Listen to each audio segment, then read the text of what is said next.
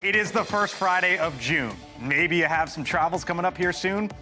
Well, so does the president's top team. How London is calling as the next phase of the U.S.-China trade war now comes into focus again. Plus, is this fan interference? Remember this event a week ago? How the Pittsburgh Steelers are now responding to their players appearing alongside President Trump. Also this evening, he was the center of a major immigration debate and a big focus for Democrats. Tonight, charges against Kilmar Abrego Garcia. We're grateful to President Bukele for agreeing to return him to our country to face these very serious charges. This is what American justice looks like. How the country is responding tonight, including Democrats who came to that man's defense. But first tonight, here from the Hill. Did we just see the big chill? Day two, but not really deja vu. After Thursday's heated exchanges, both President Trump and Elon Musk today sort of cooling it down. Did you say Trump's talking? Is that what we have? Let me toss it. President of the United States aboard Air Force One. Bring us a lot of money and a lot of everything else, and we get along very well with President Xi and with China. Mr. President, on the one big beautiful bill. Contracts, do you feel like the U.S. can survive without them? Obviously, you contribute a lot when it comes to defense and space, and that relationship has been important for quite some time. I think the U.S. can survive without almost anybody. And do you, Except me. did you have any concerns about his drug use when he was working with you? I don't want to comment on this. I don't know what his status is. You read an article in the New York Times. I thought it was, frankly, it sounded very unfair. You said earlier today that Mr. What did you discuss him? I don't want to talk about problems. I think that I think the United States has problems. I look at the numbers today. The numbers were unbelievable. All right, that was President Trump aboard Air Force One. Obviously, you could tell there. The feed not the best, the audio not the best. We're going to try to figure out what the president had to say. Let's send it over to Kelly Meyer, live over at the White House tonight. And Kelly, we're going to try to decode there what President Trump was saying. We'll have some notes here in a second, but it seemed like, and this was kind of the way I was going to set you up, we'll see what the president has to say. There was a little bit of a cooling down today, I guess you could say, between the president and Elon Musk. Yeah, and I think our ears and people at home were trying to make out what he was saying there, but the audio wasn't that great. I was like, oh, what did he say there? So we're waiting anxiously to get those notes in and see what he had to say about Elon Musk. This was the first time we really saw him speak to the press today. He had two events, both were behind closed doors. Then when he left here to board Marine One, I tried to shout, did you speak to Elon? He didn't take any of our questions. But as you mentioned today, it seemed like a bit more of a cooling off period today. You know, the president was speaking, kind of saying earlier that he wasn't bothered by what Elon Musk said yesterday. He was trying to play it off and play cool that he didn't care.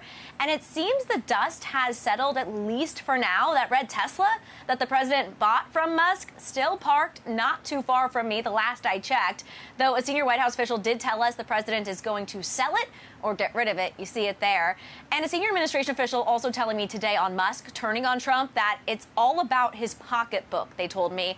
But there are some more signs today about the things cooling off here. Musk hasn't really been posting as much, but he has kind of returned to that in the last few minutes. He did post a response to that hedge fund billionaire Bill Ackman calling for peace, saying, quote, you're not wrong. And then he did post not too long ago saying, quote, Congress is bankrupting America. So he's going back to pushing back on that big, beautiful bill. So we'll be watching to see what the president had to say about Musk just moments ago. Blake. I keep refreshing our urgent feed here, Kelly, and still haven't got them in just yet, as I know you are. I know. But when we get those notes, we'll pass them along, as the president was asked about Musk. Kelly Meyer over there at the White House. Kelly, thank you so much. All right, so we want to take a step back here and look really at what's at stake, or at least some of it, because for Republicans and for Musk, there could be a lot of money on the line. Musk's businesses, for example, have some pretty big contracts with the federal government. Just think about SpaceX's rockets, NASA as well, Tesla, Starlink. those have government contracts as well. Now, according to a Washington Post analysis, this is according to the Post, they estimated that SpaceX and Tesla have received some $38 billion in government funds over the years. And many of those dollars have come in just the past few years. Now, just last year, Musk's companies were promised, for example, $3 billion in nearly 100 government contracts, most of them for SpaceX. But there's also money on the line for elected officials as well. Musk says President Trump, in that back and forth that was going on yesterday, he said that the president would have lost the election without his help. Plus, Democrats, he said, would control the House right now. Here's how much Musk donated in the past cycle, upwards of some $291 million to Republicans. That is according to Open Secrets. And America PAC, the super PAC connected to Musk, continued that support this year when America PAC spent some $20,000 on 2 Republican House seats in special elections to elect eventually Congressman Jimmy Petronis and Randy Fine. Now, here's where Republicans stand right now on this sort of feud between Trump and Musk. 71%, this was a YouGov poll today, 71% said they would support the president, 6% in favor of Musk. About the rest said they were not sure or neither. When you look at those who responded, some 3,000 folks on the whole, 28% said Musk, said Trump rather, 8% said Musk, 52%, or basically half, said neither. Joining me now here on the Hill, Republican Congressman, the aforementioned from the state of Florida, Jimmy Petronis. Congressman, thanks for being back with us tonight. Appreciate it. We await to see what the president had to say there. But basically, up until this point, as we know it, do you believe that we saw some sort of a cool down today between the two? Yes, you're going to see a significant cool down. At the end of the day, Donald Trump is president of the United States. He is the leader of the free world. And Elon Musk knows this. But these are 2 very passionate billionaires that love America. They're used to getting what they want when they want it. Unfortunately, Elon has not dealt with Congress before the way the president has. And it just does not move as fast as any of us wish it would in government.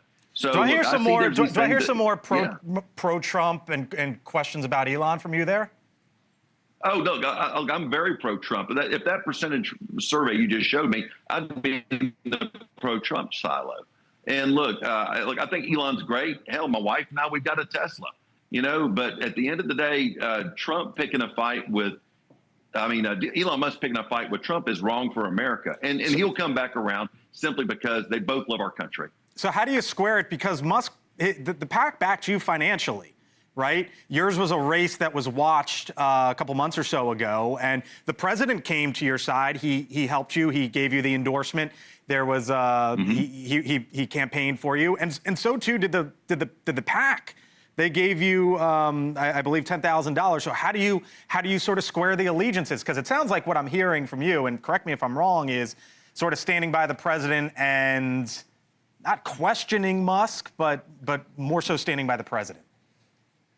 Oh, I'm 100% behind the president. And I'll remind anybody that's watching, and look, who elected me was Congressional District 1, the people of CD1. And I appreciate what Elon Musk has done with Doge. He's brought things to light that we're going to act upon in Congress.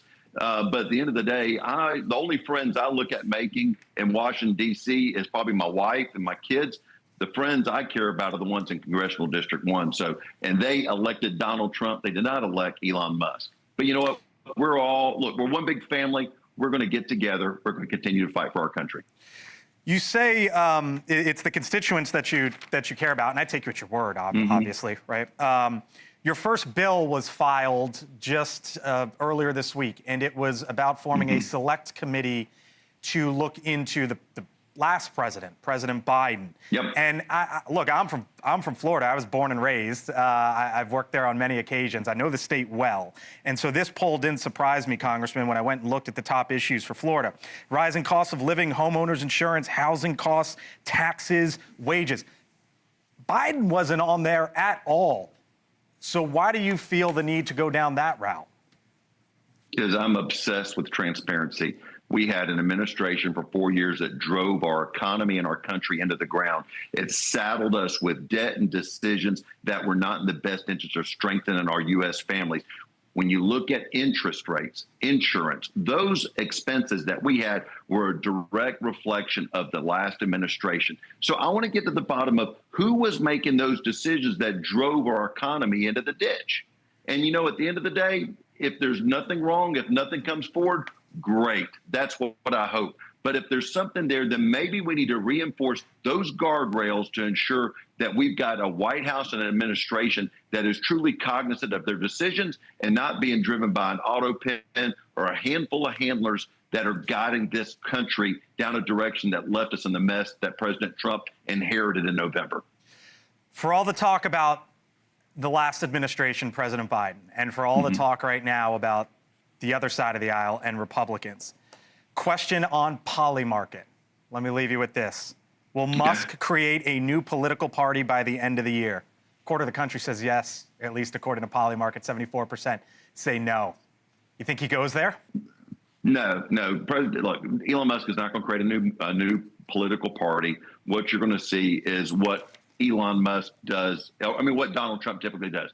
I don't know how many times I've seen Donald Trump throw Lindsey Graham out by the side of the street and say the guy's crazy. But then you know what? The next week they're playing golf together. This is no different. Trump knows that sometimes you're going to have falling out with those that you trust, you like, that you're friends with. It happens with us in D.C. all the time. So again, mark my words, about a month from now, these guys will be hanging around again. I don't know. Look, he may sell the Tesla. I'll buy it, you know. You'd buy his Tesla? I would. It's pretty. It's red. It's gorgeous. Okay.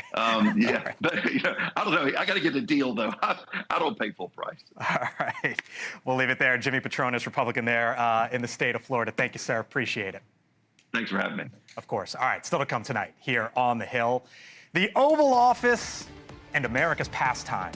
The Major League Baseball commissioner, Rob Manfred, did you hear what he had to say this week? He said that President Trump played a role in getting Pete Rose reinstated. There was one person I wanted to talk to about this story, and he joined us.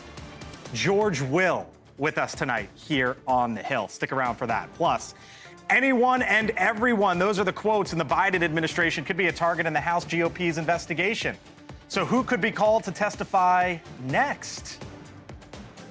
Our nations together have endured a bond intertwined by history, and we share this hallowed ground underneath our feet, dedicated and consecrated by the blood of our heroes. 81 years ago today, the images, you know them. Allied forces stormed the beaches of Normandy. And we will show you some more of those moments when the Hill continues. We thank you for being with us tonight. It is a Friday after all. It's beautiful weather here in Washington, like mid-80s or so. Hope you're having a good one. Stick around with us. All right, welcome back here to the Hill on NewsNation. Perhaps no president in the modern era has influenced sports more than President Trump. The president has infused himself, for example, into football, NASCAR, golf, UFC, and more. Now, exactly 1 week ago, Mason Rudolph and Miles Killebrew, who play for the Pittsburgh Steelers, spoke at the president's event at U.S. Steel. Awesome to be here, a part of this big investment in Pittsburgh. Go Steelers.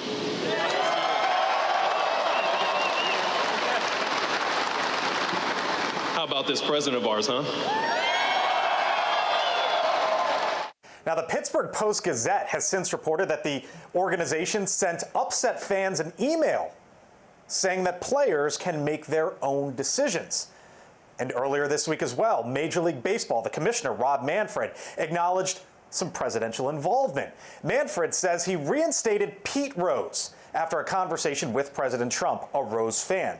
Now, baseball, as you know, banned Rose from the game because he bet on Cincinnati Reds games that he managed.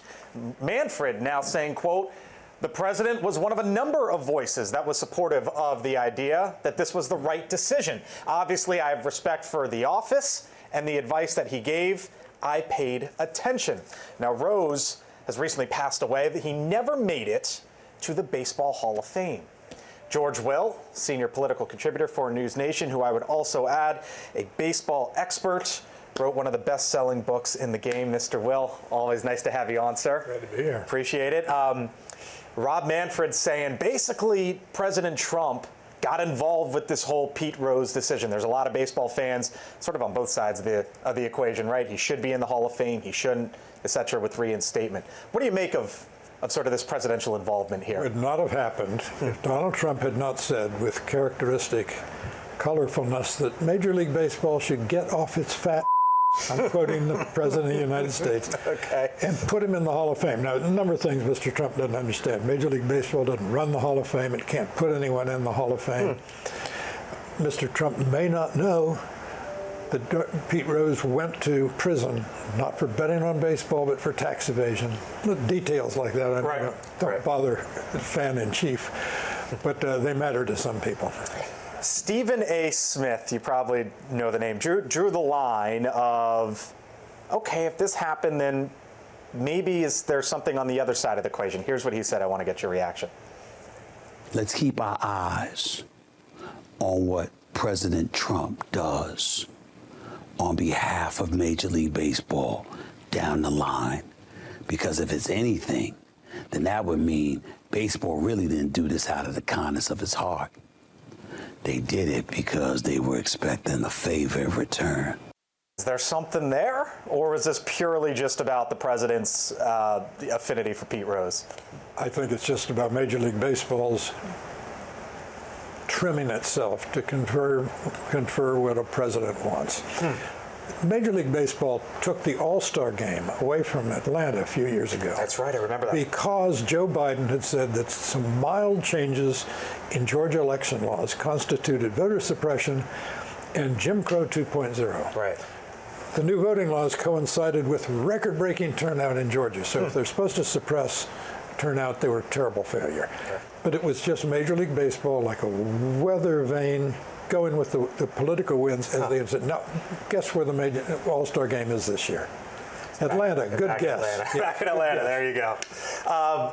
Different sport, but I guess sort of political winds. The president was there in Pennsylvania last week, talking about U.S. Steel, and you had Mason Rudolph, who was, I guess, the starting quarterback at the time, no longer. But either way, a pretty big figure there for the Steelers. One of his teammates come out, they gave a speech, and I guess that upset some fans who aren't friends of the president or fans of the president. And the Steelers reportedly then put out this email basically saying, you know what, they said, quote, they generated a range of reactions from our fan base. They went on to say the players rather, can make their own decisions that reflect their views. Should the Steelers have felt the need to respond to this as an organization? The Steelers, like Major League Baseball, should learn the beauty of silence, the virtue of reticence, and the fact that half this country nowadays is angry half the time. Yeah. If Kamala Harris had been president and some people showed up there to thank Kamala Harris for, as they say, saving the steel industry, the U.S. Steel Agreement that President Trump reached is enormously popular in Western Pennsylvania. Fine. But why does the institution of the Steelers have to get involved? Just be quiet. People understand these things. There are 77 million people voted for Mr. Trump. Some of them are Steelers, it turns out. You want to give me a Super Bowl or Major League World Series pick before you go? No, I'm joking. You don't have to do that. Mr. Will, always appreciate it, sir. Nice to see you. Thank you so much. All right, still much more ahead tonight here on The Hill. Kilmar Abrego Garcia back in the States tonight after his deportation to El Salvador, now facing criminal charges for human smuggling. The DHS secretary blasting Democrats. So what does that side of the aisle have to say now? And London is calling. Why the top players in the Trump White House are now heading across the pond, and we are just getting a transcript of what President Trump had to say today about Elon Musk. The president asked, can the U.S. survive without Musk's contracts? Quote, the U.S. can survive with almost anybody except me. What else he had to say tonight when The Hill returns.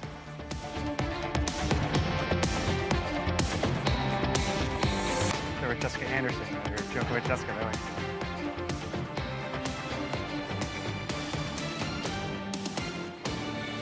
All right, it is a Friday. It's just about 6:30 here on the East Coast. Thanks for being with us tonight here on The Hill. I'm Blake Berman. Nearly 3 months after being deported to El Salvador, Kilmar Abrego Garcia tonight back on U.S. soil. Abrego Garcia, the man who was in the headlines for weeks after he was deported by the Trump administration, with the courts later saying the government had to bring him back. Well, this afternoon, the Attorney General Pam Bondi announcing that he is indeed back in the United States and being charged with 2 federal counts: conspiracy to transport aliens and unlawful transportation of undocumented aliens. She also revealed that over the past 9 years, Garcia Abrego allegedly made more than 100 smuggling trips, including immigrants and minors. We're grateful to President Bukele for agreeing to return him to our country to face these very serious charges. This is what American justice looks like. Upon completion of his sentence, we anticipate he will be returned to his home country of El Salvador. Comes after Democrats, including the Maryland Senator Chris Van Hollen, the Congressman Glenn Ivey from Maryland as well, responded to the Trump administration's actions by going to El Salvador, pushing for his release. Elsewhere here in this town, Republicans up on Capitol Hill are investigating President Biden, his physical and mental condition while in office. The House Oversight Committee Chairman James Comer has subpoenaed now former President Biden's physician, Dr. Kevin O'Connor.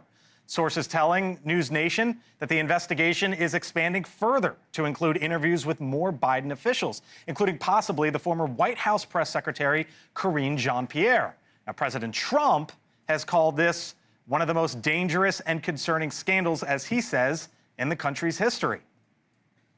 I said it during the debate, and I say it now.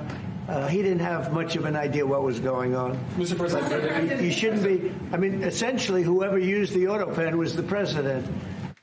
Joining me now here on the Hill, Connor Lamb, former Pennsylvania congressman, and Dan Cannon, former Battleground States Director for the Biden and Harris campaigns. Hello to you both. Hey, Blake. Thanks for being here. Nice to see you in person in studio. You're in the shirt. Explain why you were here in town for. I came right from a rally on the National Mall for veterans against all the cuts at the VA, so I apologize for being under. No need to apologize. It's 1 trillion degrees outside. All right, so 2 different stories here, right?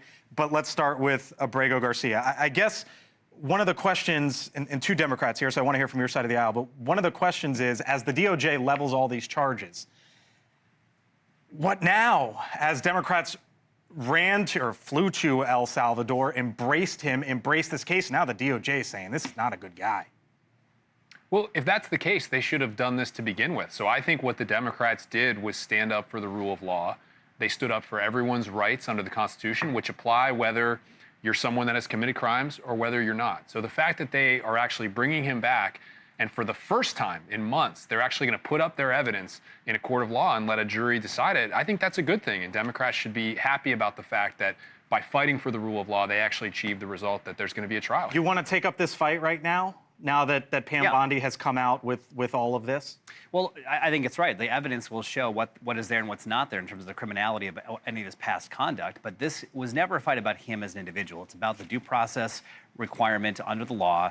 Look, Antonin Scalia, an anathema to Democrats, consistently would say that it is the separation of powers and due process that separates us from every other banana republic with a Bill of Rights. That's the difference. And in this case, the courts and the pressure to actually apply due process won, and that's great. You know what's going to happen. You just ran a pretty big campaign. You've run campaigns.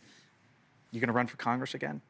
Not anytime soon. Okay, all right. If you were, you know, they're cutting this ad of what you basically just made the argument for standing behind him, and you as a campaign manager would have to defend it. And that's kind of what's coming, right? From the other side of the aisle? Maybe it is, but I have to say, I've run in some pretty red areas and overcome, big margins against my party. I think what people want to know is, do we really stand for and believe in the things that we take a stand on? And I would encourage my fellow Democrats, keep taking this same stand, because we would take the same stand for you and your family that Senator Van Hollen took for this guy and his family, because that's how the Constitution works. That's how the law works, and that's what we believe in. And Blake, on the politics, to be critical of my own party, I think we did not have a strong or coherent answer on the border or on immigration the last 4 years. We just did not. And that's why I wonder if you're almost taking a step back here. Well, but what I think is true, despite that failure of us to communicate well and have a policy and a posture that met the moment, it is still true that you can be strong in immigration, you can be tough on the border, you can be for the rule of law in a way that is very prosecutorial and efficient and smart and tough, but still be for due process and not sending people to foreign gulags without any evidence whatsoever. The American people will buy that. So how do you, because the next thing that's coming is President Biden, right? And you obviously were involved with the campaign at a very high level. The calls from the House Oversight Committee, run by Republicans in the House, and the possible subpoenas are coming. Here's the thing. In 2017, right, Steve Bannon, Kellyanne Conway, Stephen Miller, Jared Kushner, they were all stars, political stars. Folks knew who they were. Mike Donnellan, Anita Dunn, Ron Klain, Bruce Reed, Steve Ricchetti, these are all high-level figures, Dan. Yeah. American public doesn't know those names. They don't know those faces. They're about to know them soon here in the upcoming days, months, and weeks. What happens from your side of the aisle when they start getting called up to the Hill and start asking some pretty tough questions? Well, I can't speak for them individually, but no, I'm not asking you to. I'm just generally. Sure, but I think, look, we're going to have this pull to sort of lurch and hide and duck for cover. And I've been on the show several times. I asked about those questions. I've been on Air Force One with the boss. And I'm not shy about my experience. My experience was someone who was in command of the campaign, who had some bad days here and there, obviously. But I think those guys, if they're called to testify, if they're compelled to testify, they will. They'll do so truthfully and honestly. I recall in an 11 p.m. flight after a 4-state tour where the president did a masterclass in foreign policy for 20 minutes in response to something happening contemporaneously at that moment. They'll make those judgments on how to participate in this process. But I will also say that James Comer and the Oversight Committee and every single House Republican has abdicated their oversight responsibility of this present administration, whether it's Doge and Elon Musk, also unelected. But you guys are going to get your shot on that potentially if the House flips in 2026. You know how all this goes. But you look back at the other administration. But I think the veterans there at the former congressman's rally today would prefer there's oversight now as veterans being axed and fired from the VA as we speak. So look, I think they can do this for politics, and they will, especially as Donald Trump is making hundreds of millions of dollars from meme coins and pardoning nursing home scam artists who have donated to his campaign. They will distract from that. These folks will testify truthfully because that's the kind of people they are. Joe K reporting, quote, anyone and everyone, Connor, working at the senior staff level in the final 100 days could be looked at as a potential target for an interview or a deposition, including Karine Jean-Pierre. Yeah, I think we're forgetting that we're talking about the gang who couldn't shoot straight when it comes to investigations and oversight. James Comer was a laughingstock last year because he spent 2 entire years promising to get to the bottom of Hunter Biden and Ukraine and all that, and came up with a big fat nothing at the end. But that's all this is too. The American people don't know James Comer. Right. They know Joe Biden. Yeah, sure. And they know what they saw over the last several years. Right, so I guess that gets to the point of what happens when those folks are being called in and asked the tough questions. I think at some point it's going to dawn on the American public that the Republicans have been trying to tell the same basic story about Joe Biden for years, and they can't land a punch because there's nothing there. You don't think it's going to be? I saw that. I know what I saw, and I want answers. I don't think so. We just had the big tell-all book come out, right? And those guys have done how many interviews? Probably hundreds. There's not a single allegation that Joe Biden did not make a decision he was supposed to make or sort of allowed someone else to take over the powers of the presidency. None. There's nothing. And this auto pen thing, it's just a fantasy. We'll see what those folks have to say. I promise you we're going to bring the folks in from the other side of the aisle, on the other side of the break as well, but wanted their perspective on 2 big stories. Dan, Connor, hang around, both if you don't mind. Live look at the White House right now. The president was just asked about Elon Musk.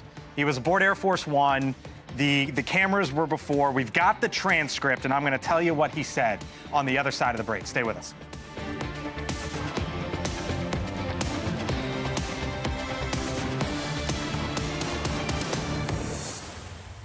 Tonight, a Banfield special report, The Smoking Gun. Banfield digs into key evidence that could make or break some of today's biggest cases. Brian Kohberger, Diddy, Sandra Birchmore, and more. Banfield, tonight on NewsNation. All right, welcome back here to The Hill on NewsNation. I'm Blake Berman. Thanks for being with us on this Friday night. I had this whole setup, this whole, thing to talk about on what's Donald Trump going to do this summer. After all, it's 80 degrees here in Washington. It's beautiful. Maybe your summer plans are coming out. But nope, we're scrapping it all because the president was just asked about Elon Musk aboard Air Force One, and now Musk is speaking as well. Here was the president moments ago when asked for his latest reaction on Musk. Watch. Honestly, I've been so busy working on China, working on Russia, working on Iran, working on so many that I'm not thinking about Elon. I just wish him well. Just wish him well. And then Musk, just moments ago, posted this. Remember, he put on his X feed a poll about if he should start a new political party. He said, quote, "The people have spoken. A new political party is needed in America to represent the 80% in the middle, and exactly 80% of people agree this is fate." Musk then goes on to say, the America Party. How about that for a little Friday night news? With me now, Dan Cannon, back once again, former Battleground States Director for the Biden and Harris campaigns. Lance Trover, former spokesperson for Doug Burgum's presidential campaign. Denise Gitsum, fresh off a flight from Cali, NewsNation political contributor. And Connor Lamb, former Pennsylvania congressman, in his shirt if you weren't watching because he was rallying here for a rally, and it's a billion degrees. Hello to you all. Happy Friday. Thanks for being with us. All right, I'll start with Denise. So the president today, it was kind of a de-escalation with Trump and Musk today, and it seems like Trump's trying to get past this, maybe? That felt like a burn to me. You think that's a burn? I felt like that was a full-on diss. Like, to be like, well, I've got real problems in the world. As leader of the free world, I'm dealing with, presidents, and then who's Elon? It's like, and it's really sad because I think Elon hasn't figured out that you may be the wealthiest man in the world, and he was well before Trump got in, but you're not the leader of the free world. And guess who gets all the headlines? Trump. You thought that was a burn? 100%. I mean, look, the Wall Street Journal had this line in a story recently that said that Trump had said about Elon, he's 50% genius and 50% boy. I think this week was 100% stupid on his part, to Denise's point. I mean, in what sense? From a political, from a business, and all of the above. His entire business is based on government contracts, number one. Number two, he supported Ron DeSantis. Trump never had to let him into this whole thing, and Trump did. And there is no legitimate political operative in this country who believes that somehow Elon Musk elected Donald Trump. Donald Trump elected Donald Trump. So, yeah, I think this was a total burn on his part. Yeah, I'm way too busy. I ain't got time for you. I'm listening to everything you're saying, but I'm going to my phone because in our feed, when the president was asked about Musk contracts, can the U.S. survive without the Musk contracts? He said the U.S. can survive without almost anybody except me. Basically, throwing a little shade to the contracts. I mean, Is he like the new BFF of the left now, Elon Musk? No, look, he torched his customer base. He's torched the government contracts. This is a very bad decision on his part from a business standpoint, certainly. But can I make a political point? I don't think Elon Musk elected Donald Trump. But there is this interesting alliance within the Trump base. I think it was the Mooch who said they are socially conservative but fiscally liberal. It's a lot of the folks the Democrats used to have, a lot of Medicaid recipients, by the way, who are now voting like 50% for Donald Trump. And then you've got the folks like the Elon Musk, libertarian, futurist, technology, people that you can reach online through that social media influencer class, who really became admirers of him and admirers of Trump's alliance with him. So I don't give Musk credit for that, but I think Trump capitalized on that sort of Venn diagram of voters there. And there's a real risk here that some of those folks follow Elon. At the same time, Republicans are torching their base by cutting Medicaid recipients to the tune of 9 million getting kicked off the rolls. It's a little problematic for the president right now. I mean, just look, every minute that the president spends talking about this and fighting with Elon is another minute where he's doing absolutely nothing for the people who he campaigned, promising he was going to help. You remember him in the McDonald's drive-through window. The people who drive through McDonald's right now are getting nothing from this administration, and some of them have lost their jobs. They were just at the veterans rally I was at. Some of them are about to lose their Medicaid, or their hospital is going to close in a rural county that went 70-30 for Trump.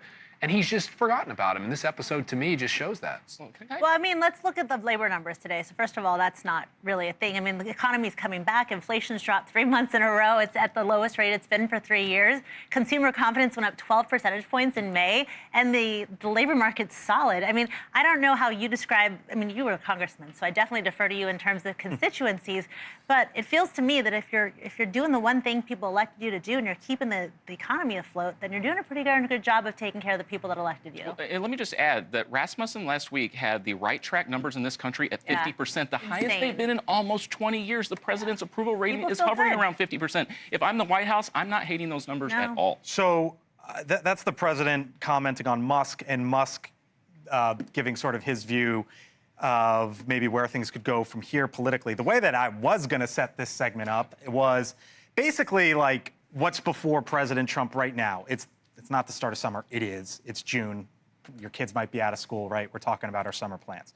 But he's got Xi Jinping to deal with. Yeah. He's got Vladimir Putin to deal with. Now, all of a sudden, on a much, much, much, much different level, he's got Elon Musk to deal with. He's got the quote-unquote big, beautiful brawl, as Andy Ogles, a Republican, said to me yesterday, the big, beautiful bill, which is the actual name of the bill. And then when you look at the economy, Jay Powell has come out and said, you know what? The economy is in solid shape. Gas price is about $3. Stock market's been flat. But then you have this trade war, and you got to wonder, sort of, Denise, I'll start with you, where his summer road trip takes him in the next few months. You know, I don't really know because I can't predict from day to day what's going to come out of the president's mouth. But I'll guarantee you one thing. Everyone's going to be watching because he has everyone wrapped around his finger from the media, from whether you're left or right or wherever you are. Every day is like a new chapter that used to take, you know, months for things to happen. These things are happening every hour. And so what I do know is the president's going to follow through on the campaign promises that he made. You've seen him do it over and over and over. And so far, people are enjoying it. Yeah, they're going to. And look, this going back to the Elon stuff real quick.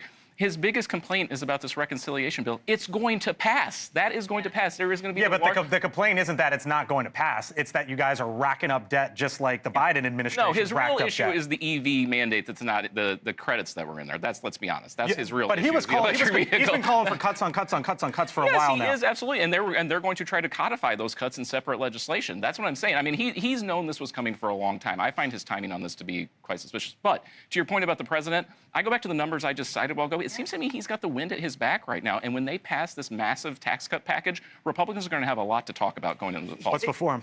Well, look, they passed no legislation this year. Absolutely none. The only thing that the president's done in the economy is scare the world with tariffs, cut a ton of people, including veterans, and create tremendous uncertainty, which crashed the market several times. It's now come back a little bit, but it's still 4,000 points below where it was when Joe Biden left this economy. The reason Jay Powell thinks the economy is in okay shape is because Joe Biden left Donald Trump an economy in really good shape. 16 million new jobs. We achieved a soft landing, brought inflation from 9.3 to 3. Inflation's gone down. It did ramp up on the ramp in. Sure. But at the end of a global pandemic, we were in solid shape, and then they've taken this patient, amputated some legs, and left it on the operating table to take a break to go rail at Harvard. None of this is Donald Trump's economy in a good way, but when the tariffs actually hit, supply chains hit, job losses happen, it will be his economy. Put your former congressman hat on for me. Where do you think the summer looks like for him going forward?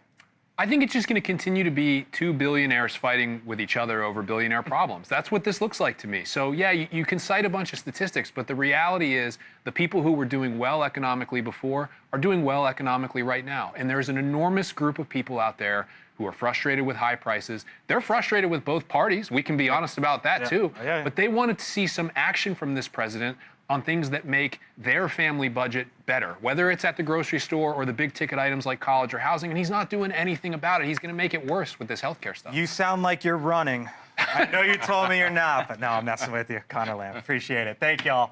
Appreciate it. Still to come here. Oh, by the way, speaking of still to come, I know that's Chris's picture up there. Chris, they give Chris time off every now and again. I'm actually working this weekend. I'm in for Chris. I'm hosting the Hill Sunday, and look at who we have. Senator Bill Cassidy, Congresswoman Elfreth from the state of Maryland, and we're going to be talking to the U.S. Chamber of Commerce as well. I hope you join me 10 a.m. Sunday morning for the Hill Sunday. But before then, and still to come here on the Hill, the day that is this day and how we honor it and what happened overseas today. I'm going to share you one person's story, one veteran's story, 101 years old, when the Hill returns.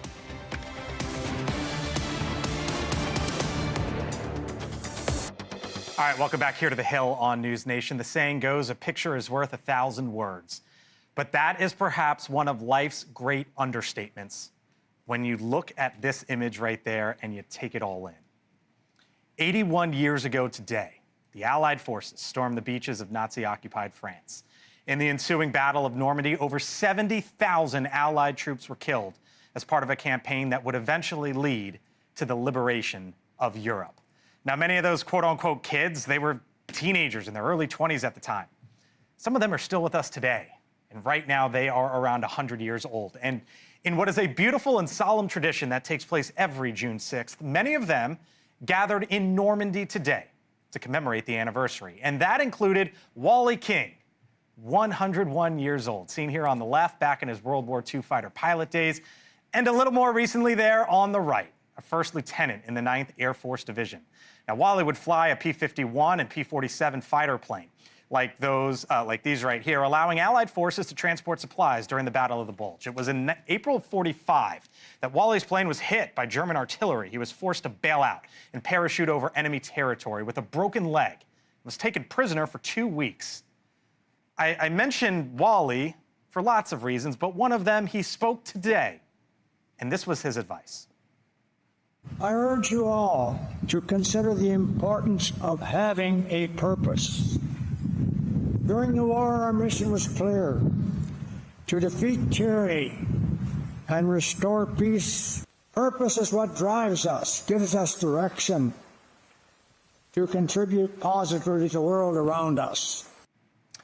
So as we end the week here on the Hill, a moment to honor those like Wally who are still with us, and honor those as well who stepped up to the fight when the world needed them the most.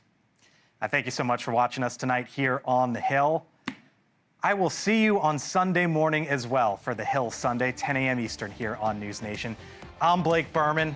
I hope you have a good one. Elizabeth starts right now.